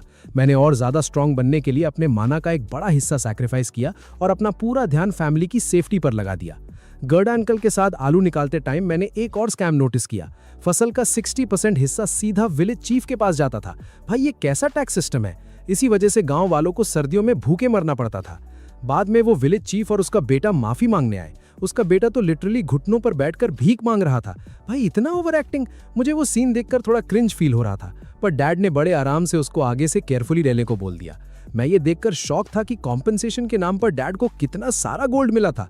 हालांकि मॉम अभी भी उन लोगों पर गुस्से में थी। खैर, थोड़े टाइम बाद माहौल शांत हुआ और सारे फार्मर्स हमारी हेल्प करने आने लगे। मैंने खुद के लिए एक छोटा सा फील्ड बनाया और डक्स को अट्रैक्ट करने के लिए अपनी समन बियाना को बुलाया, पर यहाँ मेरा प्लान बुरी तरह फ्लॉप हो गया। डक्स की जगह वहां अचानक से एक खतरनाक सी रैंक मॉन्स्टर टपक पड़ा और उसने बिना किसी मेहनत के मेरी समन को एक ही बाइट में गायब कर दिया। एक सेकंड के लिए तो मेरे अंदर आवाज आई, भाग ले भाई, पर फिर मैंने डिसाइड किया कि नहीं, इसको तो मैं ही निपटाऊंगा। मैंने अपनी लकड़ी की तलवार और पत्थरों से धमाधम अटैक किया, पर उस बॉस मॉन्स्टर पर एक स्क्रैच भी नहीं आया। फिर मैंने बोजी को समन किया, पर उससे भी घंटा कुछ फर्क नहीं पड़ा। उस मोमेंट पर मुझे एक बहुत बड़ा ड्रॉबैक समझ में आया कि अगर मेरे समन्स डाउन हो जाते हैं तो मैं खुद फिजिकली बहुत वीक हो जाता हूँ। ये कैसा नर्व सिस्टम है? मैं बस हारने ही वाला था कि बिल्कुल लास्ट सेकंड पर मैंने उसके अटैक को किसी तरह ब्लॉक कर लिया। बिना टाइम वेस्ट किए मैंने अपने चेस पीसेस को समन किया और उन्हें उस मॉन्स्टर की एनर्जी एब्जॉर्ब करने पर लगा दिया। इससे मुझे थोड़ा सा सांस लेने का टाइम मिल गया। जैसे ही मेरी थोड़ी स्ट्रेंथ रिकवर हुई, मैंने सीधा गियोप को समन करके अपना काउंटर अटैक शुरू कर दिया। एक जबरदस्त और ओपी स्ट्राइक, और फाइनली मैंने उस मॉन्स्टर का गेम ओवर कर ही दिया। मेरी ग्रिमोयर पर नोटिफिकेशन चमका, 100 एक्सपीरियंस पॉइंट्स गेन्ड। भाई, उस टाइम जो खुशी मिली है ना, मैं बता नहीं सकता। मैं उस जॉइंट मॉन्स्टर की बॉडी को उठाकर घर वापस आया और सबको पूरी स्टोरी सुनाई। बस मैंने थोड़ा झूठ बोल दिया कि ये उड़ते हुए मैंने इसको लपक लिया। मैं सिस्टम वगैरह के बारे में बताकर पैनिक नहीं करना चाहता था। सब लोग इस मॉन्स्टर को देखकर सदमे में थे और बेचारा मैश डर के मारे रोने लगा। गर्डा अंकल मेरी हंटिंग टेक्निक सुनकर पूरा कंफ्यूज थे। उन्होंने मेरी चोटों के बारे में पूछा तो मैंने कैजुअली बोल दिया कि अरे अंकल, लड़ते टाइम ध्यान ही नहीं गया। वो मेरी इस फेक बात पर मान गए और उस मॉन्स्टर की बॉडी को प्रोसेस करने लगे। तभी मैंने नोटिस किया कि गर्डा अंकल को भी एक फ्रेश चोट लगी थी। पता नहीं उन्होंने कहाँ पंगे लिए थे। मैंने उनके साथ उस मॉन्स्टर की बॉडी को काटने में हेल्प की। वहां मुझे समझ आया कि इतने बड़े मॉन्स्टर का मतलब ये नहीं होता कि उसमें सारा मीट खाने लायक होता है। और सबसे बड़ा रोना तो ये था कि इसका 60% मीट भी उस लाला टाइप विलेज चीफ के पास जाएगा। हद हो गई भाई, ये क्या लूट मचा रखी है। पर क्योंकि ये मॉन्स्टर मैंने अकेले अपने दम पर गिराया था, मेरी फैमिली ने नेगोशिएट करने का प्लान किया। हम सब चीफ के पास गए और उसको पूरी स्टोरी सुनाई। वो लालची आदमी मीट देखकर खुश तो बहुत हुआ, पर उसने अपना 60% हिस्सा छोड़ने से साफ मना कर दिया। गर्डा अंकल ने उसे फेदर्स और मैजिक स्टोन ऑफर किए ताकि वो मीट छोड़ दे, पर चीफ को और चाहिए था। तब मैंने सोचा बेटा ऐसे नहीं मानेगा। मैंने थोड़ी एक्टिंग शुरू की और एकदम थका हुआ और भूखा होने का नाटक किया। एकदम ऑस्कर लेवल परफॉर्मेंस। आखिरकार चीफ को थोड़ी शर्म आई और वो मान गया। मैंने डील लॉक करते हुए कहा कि मैं उसे फेदर्स और मैजिक स्टोन दूंगा और बदले में सारा मीट हमारा। वो लालची आदमी खुशी खुशी मान गया। इसके बाद मेरी हंटिंग फुल स्पीड में चालू रही। मैं बियाना को एज अ बेट यूज करता, चेस पीसेस से मॉन्स्टर की एनर्जी ड्रेन करवाता और फिर ग्योब और अपनी तलवार के मस्त कॉम्बो से टारगेट को निपटा लेता। इस टेक्निक से मैंने आराम से 2 डक्स हंट कर ली। मैंने अपना शेड्यूल सेट कर लिया था कि हर 3 दिन में एक बार हंट करना है। और बेस्ट पार्ट पता है क्या था? इस बार मेरा एक भी समन डाउन नहीं हुआ। फिर अचानक सिस्टम ग्रिमोयर से नोटिफिकेशन आया, लेवल 2 रीच्ड। भाई ये पढ़कर मैं खुशी से पागल हो गया। भाई पूरे 6 साल की ग्राइंडिंग और पसीने के बाद फाइनली मेरा बेस लेवल अप हुआ था। मैं उड़ते हुए घर गया और फैमिली को अपना ये ग्रैंड अचीवमेंट बताया। डैड थोड़े सरप्राइज थे, पर उन्होंने एटीट्यूड मेंटेन करते हुए कुछ नहीं बोला। उसके बाद मैं करीना से स्वॉर्ड्समैनशिप की ट्रेनिंग करने गया। वहां मैं अपने विंटर प्लान्स के बारे में सोचने में खोया हुआ था, जबकि मेरी बॉडी मैकेनिकली अटैक्स को ब्लॉक और डॉज कर रही थी। मैंने अपना लेवल और बढ़ाने के लिए थोड़ा अग्रेसिवली अटैक करने का ट्राई किया, पर मेरा फोकस हट गया और बस इसी डिस्ट्रैक्शन का फायदा उठाकर करीना ने मुझे धराशाही कर दिया। ट्रेनिंग खत्म होने के बाद उसने बाय बोला और अपने घर चली गई। उस रात मैंने फाइनली डिसाइड कर लिया था कि अब वक्त आ गया है। मैं अपनी फैमिली के सामने अपना सबसे बड़ा सीक्रेट रिवील करने वाला था। मैंने उन्हें बताया कि जब मैं 1 साल का था तभी मुझे एक प्रोफेसी मिल गई थी। ये सुनकर मेरे पेरेंट्स एकदम शॉक में चले गए। डैड यानी रोडान ने तुरंत पूछा कि क्या ये किसी रूलर यानी ऊपर वाले की तरफ से आई थी।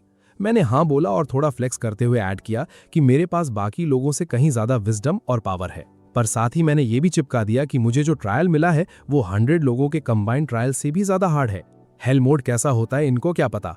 ये सुनकर मेरे पेरेंट्स काफी इमोशनल हो गए और रोने लगे। वो रूलर्स से मेरे ऊपर रहम खाने की दुआ करने लगे। डैड ने मुझसे पूछा कि क्या मैंने अपने ट्रायल का फर्स्ट स्टेज क्लियर कर लिया है, क्योंकि उन्होंने नोटिस कर लिया था कि मेरे फेस का स्कार अब गायब हो चुका था।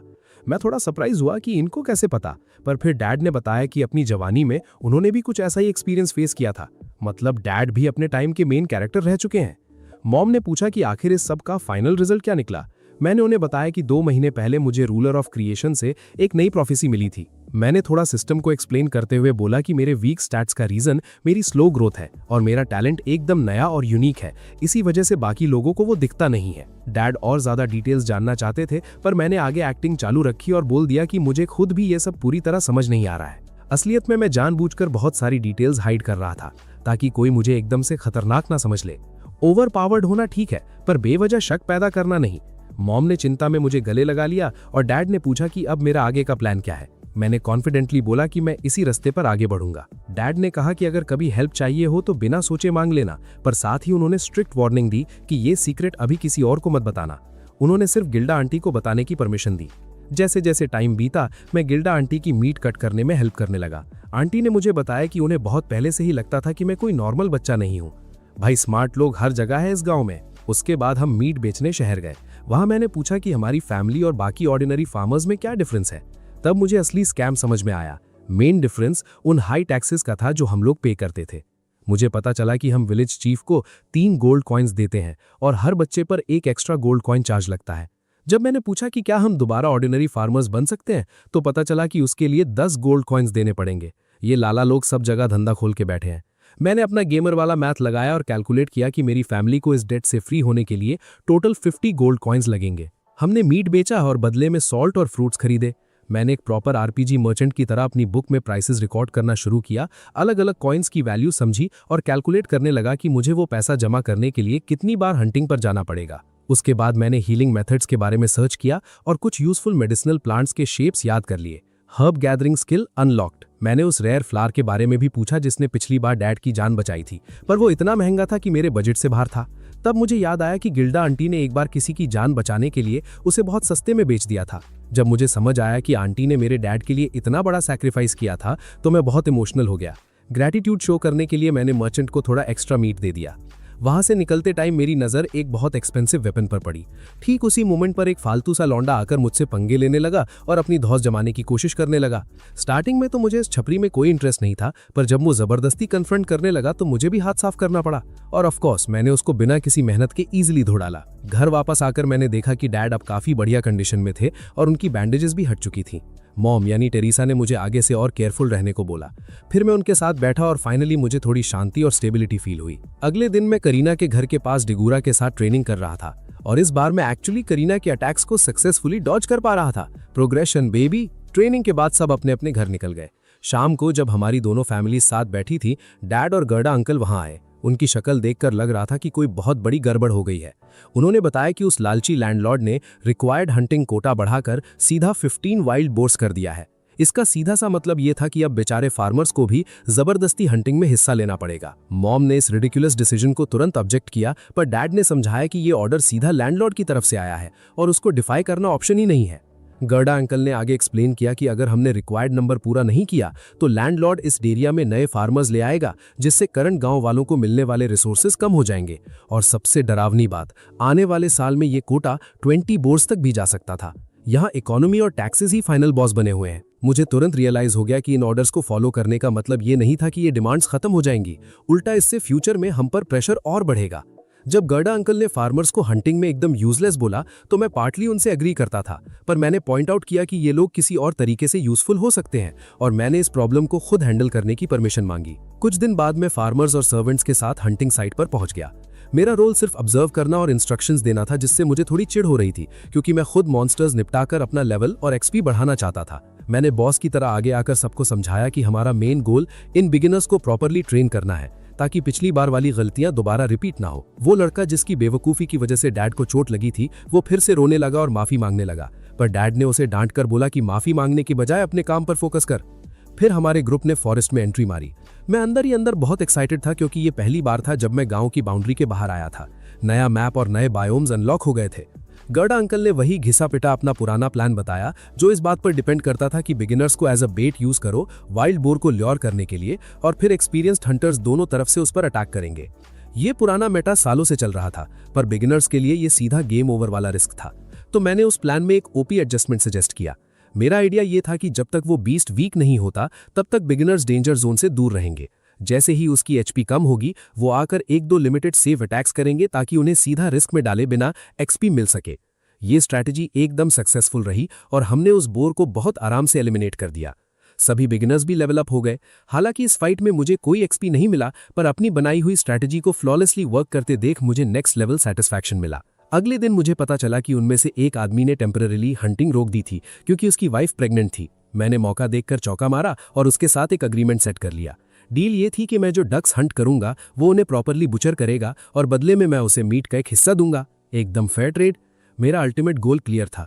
मुझे किसी भी हालत में वो 50 डिनार्स जमा करने थे ताकि मैं अपनी फैमिली की लिविंग कंडीशंस को परमानेंटली अपग्रेड कर सकूं। अब से रियल ग्राइंडिंग शुरू। हंटिंग कैंपेन्स पूरी स्पीड में चलते रहे और बिगिनर्स की गिनती भी लगातार बढ़ती गई। हर बार बिल्कुल सेम प्लान फॉलो होता रहा और सभी लोग आराम से अपना लेवल बढ़ाते गए। एक बार एलन ने बड़ा ही शातिर दिमाग लगाया। उसने जानबूझकर अपने एक समन को 20 से पिटने के लिए भेज दिया ताकि सिस्टम उसे बैटल का कंट्रीब्यूशन मान ले। ये डार्क ट्रिक काम कर गई और उसे लेवल 3 तक पहुंचने के लिए जरूरी एक्सपीरियंस पॉइंट्स मिल गए। हालांकि उसे अपनी इस चीटिंग वाली हरकत पर थोड़ी गिल्ट फील हुई। देखते ही देखते 3 महीने बीत गए और सभी फैमिलीज को नए साल के जश्न के लिए विलेज चीफ की हवेली बुलाया गया। करीना इस मौके पर बहुत खुश थी और पूरे गांव में जश्न का माहौल था। पार्टी के बीच गर्डा ने एलन के नए हंटिंग प्लान की तारीफ की और माना कि इससे काम बहुत आसान हो गया है और फ्यूचर के गोल्स भी आराम से अचीव हो जाएंगे। गेस्ट्स ने एलन के पास एक बहुत एक्सपेंसिव बॉटल देखी तो उसने बताया कि ये चीफ को आर्म रेसलिंग कॉन्टेस्ट में हराकर मिला हुआ गिफ्ट है। उसी वक्त एलन ने शर्त रखी कि अगर वो दोबारा जीता तो उसे डायरेक्ट हंटिंग में जाने दिया जाएगा। रोडान इस आइडिया से कन्विंस नहीं था, पर इवेंचुअली वो मान गया। एलन का पहला मैच गर्डा के साथ हुआ। अपने समन से मिले ओपी बफ के दम पर उसने गर्डा को हराकर सबको शॉक कर दिया। फिर वो रोडान से भिड़ा, थोड़ी देर टिका पर एंड में हार गया। फिर भी उसने पूरे कॉन्फिडेंस में डिक्लेयर किया कि एक दिन वो डैड से ज़्यादा स्ट्रांग बनेगा। साल के एंड में एलन ने अपने समनिंग स्किल का लेवल अप किया और नए क्रीचर्स का ग्रुप अनलॉक कर लिया। उसे अपनी मैजिक बुक में स्टोरेज नाम का एक नया फीचर मिला। उसने तुरंत एक पत्थर को बुक के अंदर डालकर उसे टेस्ट किया और वो गायब हो गया। जब हाथ डाला तो उसे वो पत्थर एक मिस्टीरियस स्पेस के अंदर मिला। उसे रियलाइज हुआ कि उसके पास एक लिमिटलेस स्टोरेज स्पेस है जो भारी अमाउंट में आइटम्स होल्ड कर सकता है। ये एक बहुत ही इनक्रेडिबल एबिलिटी थी। इसे बात के लिए छोड़कर उसने फिलहाल नए समन पर फोकस करने का सोचा। नए क्रीचर को समन करने पर कुछ नहीं हुआ। रिसर्च के बाद पता चला कि ए रैंक मॉन्स्टर्स को मैजिक स्टोन्स चाहिए होते हैं। फॉर्चुनेटली उसके पास कुछ स्टोन्स बचे हुए थे। उसने दोबारा ट्राई किया पर फिर से फेल हो गया। फिर उसके खुराफाती दिमाग में अलग आइडिया आया। उसने स्टोन्स को सीधा स्टोरेज में डाल दिया और अचानक एक बहुत ही ब्यूटीफुल और जायंट बटरफ्लाई प्रकट हो गई। मॉम के देखने से पहले ही उसने क्विकली उसे वापस छुपा दिया। फिर खेतों में जाकर उसने एक सेबर टाइगर समन किया। कई ट्राइज और बहुत सारे स्टोन्स कंज्यूम करने के बाद वो दोनों क्रीचर्स को फ्यूज करने में सक्सेसफुल हो गया। उसे समझ आ गया कि फ्यूचर के फ्यूजन्स में बहुत भारी क्वांटिटी में स्टोन्स लगने वाले हैं। डिनर पर उसे पता चला कि गांव वालों ने सालों पहले मॉन्स्टर रैबिट्स की पेटी बना दी थी जो स्टोन्स का इंपॉर्टेंट सोर्स थे। ये सुनकर उसे स्टोन्स खत्म होने की टेंशन हो गई। अगले दिन उसे डिस्कवर हुआ कि लो क्वालिटी स्टोन्स की गांव वालों के लिए कोई वैल्यू नहीं थी और वो उन्हें जमीन पर ऐसे ही छोड़ देते थे। ये तो अंधों में काना राजा वाली बात हो गई। उसने उन्हें पागलों की तरह कलेक्ट किया और सारे नए समन्स अनलॉक कर लिए। टाइम के साथ उसे रियलाइज हुआ कि वो अपनी बड़ी समन आर्मी से बैटल्स कंट्रोल कर सकता है, जो उसे ओवर पावर्ड बनने के ड्रीम के करीब ले गया। बाद में नोबल की हवेली विजिट करने पर उन्हें बताया गया कि मेयर हर महीने गांव विजिट करेगा और उन्हें हंटिंग के लिए पूरे 20 वाइल्ड बोर्स रेडी रखने होंगे। एलन को मेयर का गाइड और अटेंडेंट बनने को कहा गया क्योंकि वो सबसे बेस्ट सूटेड था। रीजन समझकर एलन ने एक्सेप्ट कर लिया। उसे हंटिंग से पहले वाले डिनर बैंक्वेट की हॉस्पिटैलिटी ड्यूटी दी गई थी। वो समझ गया कि ये लोग बस मेयर का अप्रूवल पाना चाहते हैं। उसने डिसाइड किया कि वो किसी को अपना फायदा नहीं उठाने देगा, पर कॉमनर स्टेटस के लालच में उसने ये जॉब एक्सेप्ट कर ली। मेयर के गांव आने पर रेजिडेंट्स के बीच भयंकर टेंशन फैल गई। मेयर ने सबको एफर्ट्स के लिए थैंक यू बोला, फिर हाई हंटिंग कोटा थोपने के लिए माफी मांगकर सबको सरप्राइज कर दिया। उसने एक्सप्लेन किया कि ये डिसीजन सीधा किंग के ऑर्डर से आया है। डिनर के टाइम मेयर ने एलन का बनाया खाना टेस्ट किया और उसके बारे में पूछा। परमिशन मिलने के बाद एलन ने एक्सप्लेन किया कि उसने फ्रेश मीट और सही मसालों का इस्तेमाल किया है। मेयर ने पूछा कि क्या वो हाउस ओनर का बेटा है। एलन ने बताया कि वो एक सिंपल फार्मिंग फैमिली से बिलोंग करता है। मेयर की बेटी को यह सुनकर बहुत गंदा लगा, लेकिन उसके डैड ने तुरंत उसे डांट लगा दी। इसके बाद मेयर ने एलन से पूछा कि क्या वो हंटिंग डे के लिए रेडी है। एलन ने फुल कॉन्फिडेंस के साथ जवाब दिया। वहां मौजूद लोगों ने बताया कि अगर वो 20 बोर्ड्स का शिकार नहीं कर पाए तो नाइट्स आकर काम पूरा करेंगे, पर एलन ने सबको शॉक करते हुए कहा कि उनके लिए 20 का नंबर बहुत छोटा है और वो बिना प्रॉब्लम के सक्सेसफुल होंगे। कैंप निकलने से पहले मेयर ने रिक्वेस्ट की कि ट्रिप के दौरान उसके बेटे का ध्यान रखा जाए, जिस पर सब राजी हो गए। कैंप में एलन ने हंटिंग प्लान को डिटेल में एक्सप्लेन किया, फिर वो वॉच टावर पर चढ़ गए। थोड़े टाइम बाद हंटर्स अपनी पोजीशन पर पहुंच गए। रोडान ने एक्सप्लेन किया कि उनकी स्ट्रैटेजी स्पीड और लाइट इक्विपमेंट पर डिपेंड करती है ताकि बोर्ड्स को पहले से तैयार एरिया में फंसाया जा सके। मेयर ये सब देखकर इतना ज्यादा इंप्रेस हो गया कि उसने एलन की स्टडी में हेल्प के लिए पर्सनल ट्यूटर भेजने का प्रॉमिस किया। एलन को इस धांसू ऑफर की वैल्यू पता थी, लेकिन वो जानता था कि उसके करंट हालात में इसका फायदा उठाना मुश्किल है। अचानक एक आदमी जायंट वाइल्ड बोर से बचकर भागता हुआ आगे आया। ग्रुप ने खुद को प्रोटेक्ट करने के लिए शील्ड्स ऊपर कर ली। फिर उन्होंने उस मॉन्स्टर पर स्पीयर्स की बारिश कर दी। इसके बाद रोडान ने शानदार एंट्री मारकर उस मॉन्स्टर की पेटी बना दी। मेयर हंटर्स का परफेक्ट कोऑर्डिनेशन देखकर अमेज्ड हो गया। उसे रियलाइज हुआ कि असली स्ट्रेंथ टीम वर्क में है। थोड़ी देर में एक और बीस्ट आया। किसी ने गार्ड्स को बुलाने को कहा, पर एलन ने वेट करने को कहा। उसने एक्सप्लेन किया कि हंटर्स को ऐसी सिचुएशन से डील करने की आदत है और उन्हें घबराने की बिल्कुल भी जरूरत नहीं है। उसे पक्का भरोसा था कि बीस्ट्स को जिंदा छोड़ने का मतलब गांव के लिए बड़ा नुकसान उठाना होगा। उसे याद था कि पुराने समय में वे खराब इक्विपमेंट्स की वजह से सभी बीस्ट्स का काम तमाम नहीं कर पाते थे। तब उनकी ज्यादातर कमाई तो टैक्सेस में चली जाती थी और जो थोड़ा बहुत बचता था उसी से मुश्किल से जरूरत का सामान आ पाता था। लेकिन अब हालात धीरे धीरे सुधर रहे थे। जब वहां मौजूद किसी शख्स ने बताया कि अभी भी 17 और बोर्स का शिकार करना बाकी है, तो एलन ने उसे करेक्ट किया। उसने बताया कि बाकी बचे हुए शिकार की संख्या 10 से ज्यादा नहीं है और अगले महीने की शुरुआत से पहले ही ये काम पूरा कर लिया जाएगा। मेयर इस बात से काफी इंप्रेस हुआ और उसने साफ कर दिया कि अब नाइट्स की दखल अंदाजी की कोई आवश्यकता नहीं है। एलन ये जानकर काफी खुश था, खासकर अपने पिता के लिए। इसके बाद एलन ने मेयर के सामने 2 डिमांड्स रखी। पहली रिक्वेस्ट थी कि हंटिंग में मदद के लिए गांव में रक्षात्मक दीवारें बनाई जाएं। दूसरी डिमांड थी कि गांव में ऐसी दुर्लभ चीजें मंगवाई जाएं जो वहां आसानी से नहीं मिलती, जैसे कि स्पेशल ड्रिंक्स या अन्य उत्पाद। इससे निवासी मीट के बदले उन्हें हासिल कर पाएंगे और चीजों की वैल्यू भी मेंटेन रहेगी, साथ ही हंटर्स का मोराल भी काफी बढ़ जाएगा। मेयर को दोनों ही सुझाव काफी तर्कसंगत लगे और उसने उन्हें पूरा करने का वादा किया। फिर उसने सबकी मेहनत की तारीफ की और घोषणा की कि उनकी उपलब्धियों के इनाम के तौर पर उन सबको कॉमनर का स्टेटस दिया जाएगा। एलन के मन में खुशी की लहर दौड़ गई, क्योंकि इस स्टेटस के मिलते ही वो गांव की सीमाओं से बाहर जाकर आज़ादी से शिकार कर पाएगा। उसने भविष्य के लिए व्हाइट ड्रैगन माउंटेन्स पर जाने का प्लान भी अभी से ही बनाना शुरू कर दिया था। मेयर ने यह भी अनाउंस किया कि जिस किसी ने भी 10 साल से ज़्यादा हंटिंग में हिस्सा लिया है, उन सबको यही स्टेटस मिलेगा, और उसने उन सबके नामों की लिस्ट तैयार करने को कहा।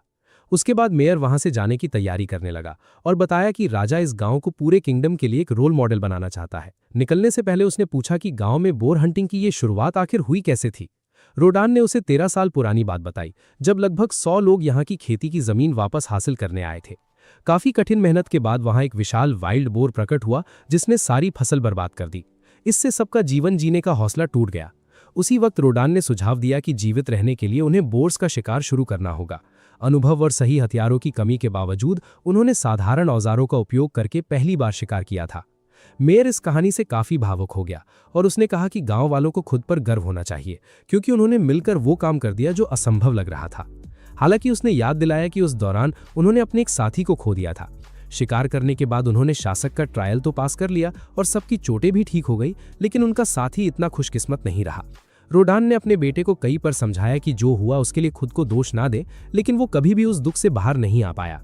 उस वक्त एलन को समझ आया कि आम लोगों की सुरक्षा के लिए उसके पिता के मन में हमेशा इतनी चिंता क्यों रहती है। उन्होंने पहले भी इस तरह अपने दोस्तों को खोया था। मेयर उन दर्दनाक यादों को ताज़ा नहीं करना चाहता था, लेकिन वो चाहता था कि रोडान एक महत्वपूर्ण सच्चाई समझे। उनके सबसे कठिन दौर में लिए गए सही फैसलों और साहस के बिना ये गांव कभी समृद्ध नहीं हो पाता। अंत में मेयर ने सबको नई रिवॉर्ड्स देने की घोषणा की। उसी वक्त रोडान ने पूछा कि क्या उसका बेटा मेयर के घर में काम कर सकता है। मेयर ने अपने नौकर से किसी खाली पद के बारे में पूछा और पॉजिटिव जवाब मिलते ही उसने तुरंत रिक्वेस्ट को मंजूरी दे दी। हालांकि एलन वहां काम नहीं करना चाहता था, क्योंकि उसे अपने भाई बहनों की देखरेख करनी थी और उसे अपनी मौजूदा स्थितियों से बाहर निकलने का रास्ता भी खोजना था। लेकिन जब उसने देखा कि उसके पिता कितने खुश हैं, तो उसने अपने विचार मन में ही दबा लिए। घर पहुंचने पर सबने एक दूसरे को विदाई दी। फिर एलन ने अपनी दोस्त के साथ एक आखिरी ट्रेनिंग मैच लड़ने का फैसला किया और इस बार वो उसे हराने में कामयाब रहा। उसने उसे बताया कि भविष्य में भी वे अक्सर मिलते रहेंगे। पिता ने उसे ईमानदारी और कड़ी मेहनत से काम करने की सलाह दी और बताया कि ये उसके जीवन का पहला बड़ा अवसर है और उन्हें उससे बहुत उम्मीदें हैं। इसके बाद एलन सीएल को उठाए हुए था ताकि वो पेड़ से फल तोड़ सके। चूंकि वो बार बार फल तक पहुंचने की कोशिश में थक चुकी थी, इसलिए उसने सुझाव दिया कि वो उसके कंधों पर खड़ी हो जाए। सीएल मान गई, लेकिन उसने चेतावनी दी कि अगर उसका संतुलन बिगड़ा तो वो सीधे एलन पर गिरेगी। इस तरह उन्होंने फल तो इकट्ठा कर लिए, लेकिन पता चला कि उसे वे बिल्कुल पसंद नहीं आए, क्योंकि वो बहुत ज्यादा खट्टे थे। खैर, सीएल ने एलन को बाजार भेज दिया ताकि वो स्वाद बैलेंस करने के लिए कोई और फल ले आए। जैसे ही वो निकलने वाला था, एक विशाल परछाई ने वहां अंधेरा कर दिया। एलन ने सिर उठाकर देखा तो उसे घर के ऊपर एक उड़ता हुआ जहाज दिखाई दिया। वो मैजिक स्टोन से चलने वाली मशीनों जैसा दिखता था और उसके विशाल आकार को देखकर एलन काफी प्रभावित हुआ। अगले दिन एलन एक प्लांट से आ रही अजीब सी ऊर्जा महसूस कर उसे जगा। उसने उसके स्टैट्स चेक किए और पाया कि एक एफ रैंक का था और दूसरा ए रैंक का, जो उसे काफी एक्साइटेड कर गया। लेकिन कुछ भी करने से पहले वो नाश्ता करने गया। डाइनिंग रूम में उसकी मुलाकात हेड बटलर रिल से हुई। रिल ने पूछा कि क्या उसे सीएल की देखरेख में काम करने की आदत हो गई है। एलन ने जवाब दिया कि उसने खुद को ढाल लिया है, जिस पर रिल ने सहानुभूति के साथ मुस्कुराते हुए कहा कि नौकर के जीवन की यही प्रकृति है और अगर वो एक उच्च श्रेणी का नौकर होता तो उसे इतने सारे काम नहीं करने पड़ते। एलन ने तब उनसे दोनों के बीच का अंतर पूछा। रिल ने एक्सप्लेन किया कि उच्च श्रेणी के नौकरों में हाउसकीपर, हेड शेफ और व्यक्तिगत मेड शामिल थे, जबकि निचले स्तर के नौकरों में ड्राइवर, साधारण रसोइया, गार्डनर और व्यक्तिगत अटेंडेंट आते थे। ये सभी मास्टर के घर का हिस्सा माने जाते थे। हालांकि अस्थायी रूप से या जरूरत पड़ने पर काम करने वालों को घर का सदस्य के रूप में नहीं माना जाता था। उस पल एलन को समझ आया कि उसके पिता खुशी से क्यों रो पड़े थे। उसकी मेहनत रंग लाई थी। मेयर ने हमें अपनी हाउस होल्ड का ऑफिशियल हिस्सा बना लिया था। मैंने ये भी नोटिस किया कि मेयर की फैमिली अपने स्टेटस के हिसाब से कितना कम खाना खाती थी। जब मेयर की पत्नी ने देखा कि मैं कितनी जल्दी अपनी ड्यूटीज सीख रहा हूं, तो मैंने मक्खन लगाते हुए कह दिया कि ये सब सीनियर सर्वेंट्स की कृपा है। उन्होंने मेरे मैनर्स की इतनी तारीफ की कि मेयर ने भी हाँ में सिर हिलाया, जबकि उन्हें अच्छे से पता था कि मेरे पास कोई स्पेशल टैलेंट नहीं है। तभी सेसिल हंसी और चौड़ में आकर बोली कि वो एक मेज है। मुझे तुरंत समझ आ गया कि ये एक बेहतरीन 2 स्टार टैलेंट है। फिर सीएल ने बड़े गर्व से अनाउंस किया कि उसका बड़ा भाई मीजे एक स्वॉर्ड्समैन है, पर उसके पिताजी ने उसे तुरंत डांट दिया क्योंकि वो कुछ ज्यादा ही हवा में उड़ रही थी। बचपन की ये ओवर कॉन्फिडेंट फ्लेक्सिंग भी अलग ही क्रिंज होती है। इन सब के बीच बेचारा थॉमस फैमिली का अकेला बच्चा था जिसके पास कोई टैलेंट नहीं था। मेयर ने उसे मोटिवेट किया कि वो रॉयल कैपिटल की नोबल एकेडमी में पढ़ाई करेगा। थॉमस के सपने तो मीजे की तरह अकेडमी सिटी में पढ़ने के थे, जहां सिर्फ टैलेंटेड लोगों को एडमिशन मिलता है। तब मेयर ने एक बड़ा खुलासा किया। उन्होंने बताया कि उनके पास खुद कोई टैलेंट नहीं था, इसीलिए वो नोबल एकेडमी गए थे और वहीं उनकी मुलाकात थॉमस की मां से हुई थी। अपनी फ्री टाइम में मैं शहर घूमने निकला और देखा कि ये जगह मेरे छोटे से गांव से कितनी अलग है। वहां मुझे एडवेंचरस गिल्ड दिखी। मैं सीधा अंदर घुसा और ज्वाइन करने का पूछा, पर उन्होंने टिपिकल एनपीसी वाला डायलॉग चिपका दिया कि मिनिमम एज 12 इयर्स है और मैं अभी सिर्फ 8 इयर्स का हूं। पर मैं कहां हार मानने वाला था। मैंने गिल्ड से मॉन्स्टर्स की क्लासिफिकेशन और रिवॉर्ड्स की इन्फो निकालना शुरू किया। तभी एक एडवेंचरर ने आकर मुझे वार्निंग दी कि ये जगह बच्चों के खेलने की नहीं है। मैंने माफी मांगी और निकलने ही वाला था, पर जाने से पहले मैंने एक सवाल दाग दिया कि कुछ बाउंटी लोकेशन स्पेसिफिक क्यों नहीं होती। उसने एक्सप्लेन किया कि वो मॉन्स्टर्स कहीं भी स्पॉन हो सकते हैं और फिर मुझे घर जाने को कहा।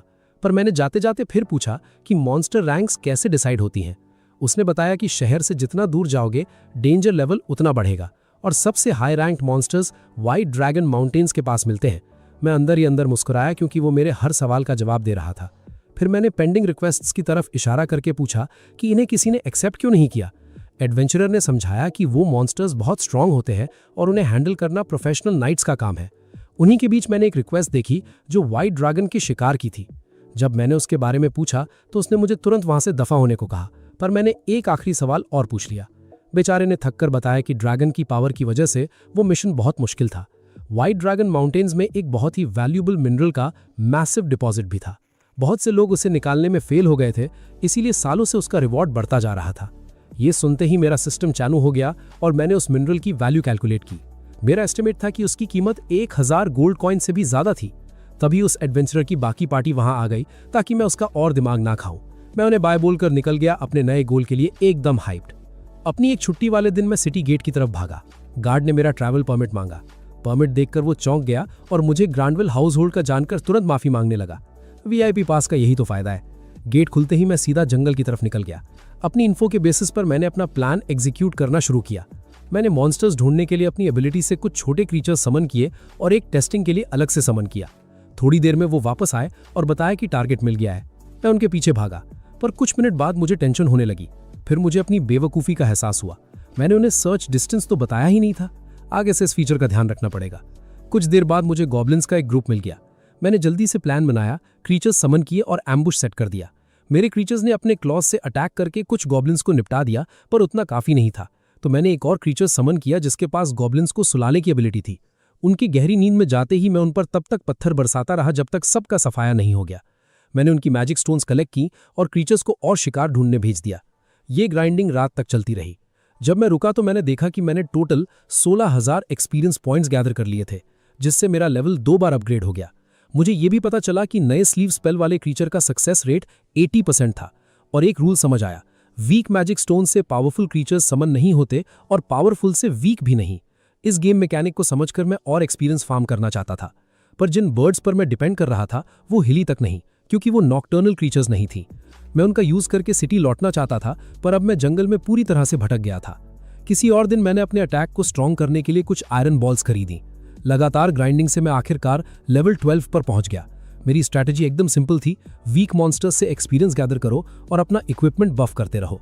घर लौटने पर हेड बटलर ने मुझे सीधा मेयर के पास ले जाकर चौंका दिया।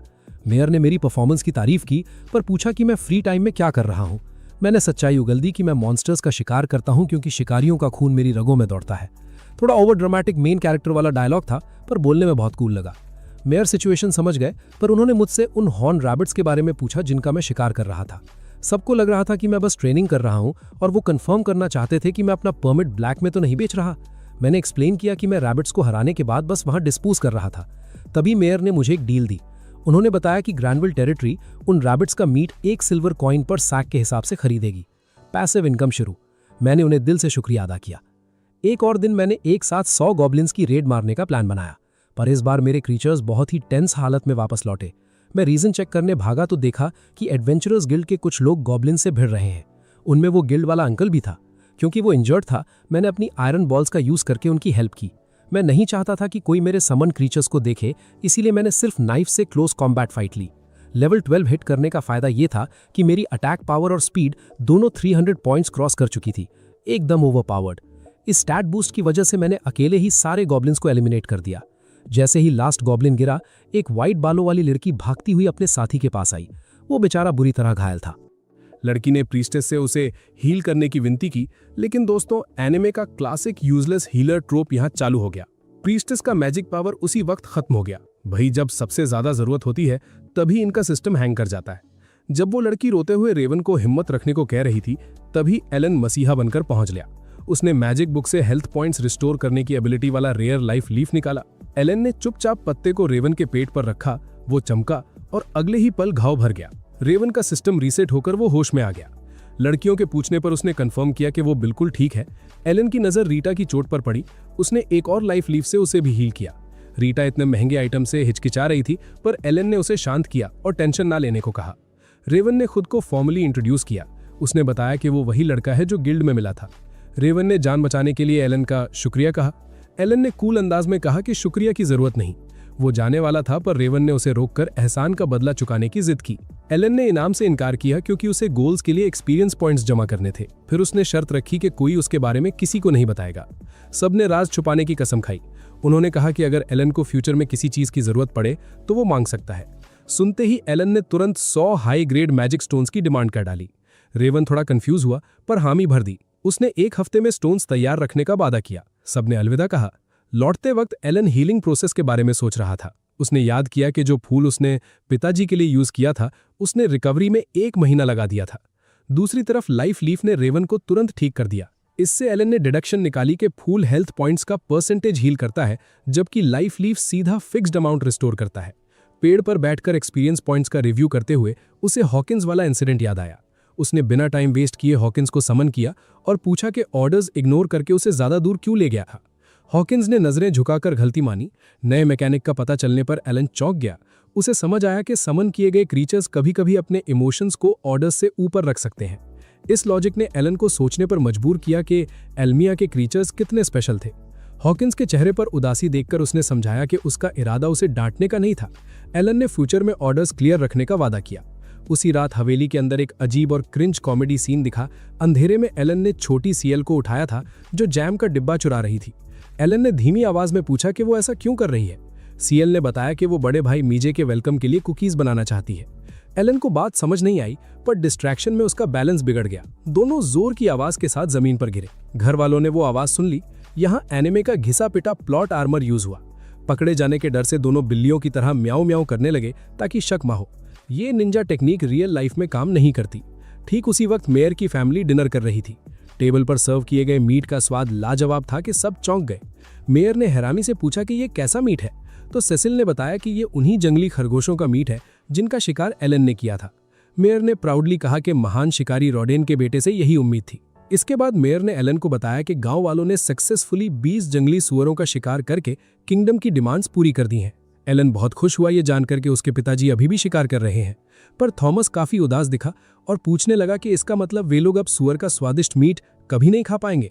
तभी एलन को सच पता चला कि गांव में शिकार किए गए सारे सुअर सीधे रॉयल कैपिटल भेजे जाते थे और एक भी मेयर की हवेली तक कभी नहीं आता था। एलन सोचने लगा कि आखिर रॉयल कैपिटल को इतने भारी अमाउंट में मीट की क्या जरूरत है।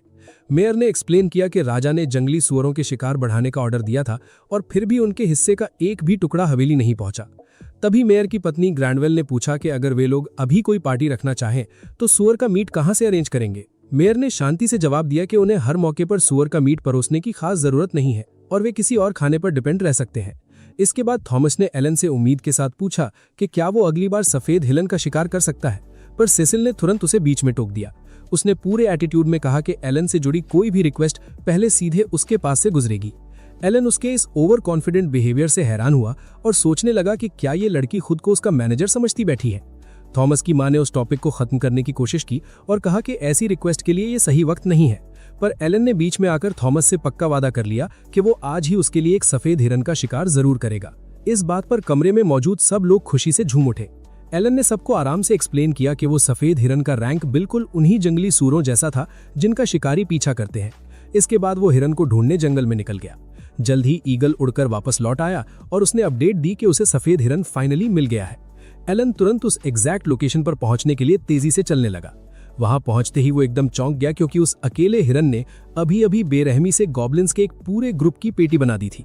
जब वो उसके करीब गया तो उसने अपनी आंखों से नोटिस किया कि इस जानवर का फिजिकल साइज एबनॉर्मली ह्यूज था। वो क्लियरली कोई ऑर्डिनरी जानवर नहीं था, जिससे एलएनएस आने वाले खतरनाक एपिक क्लैश के लिए और भी ज्यादा एक्साइटेड हो गया।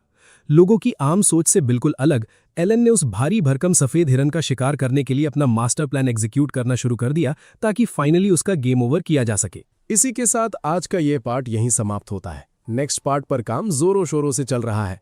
दोस्तों, आपके कमेंट्स ही मेरा मोटिवेशन है, तो अपना प्यार जरूर दिखाएं ताकि मैं जल्द से जल्द अगला एपिसोड ला सकूं। मैं हर एक कमेंट पढ़ता हूं और रिप्लाई करने की पूरी कोशिश करता हूं, इसलिए अपने विचार नीचे कमेंट्स में जरूर शेयर करें। अब मिलते हैं नेक्स्ट पार्ट में, तब तक स्क्रीन पर आ रही दूसरी एनिमे वीडियोस को एंजॉय करें।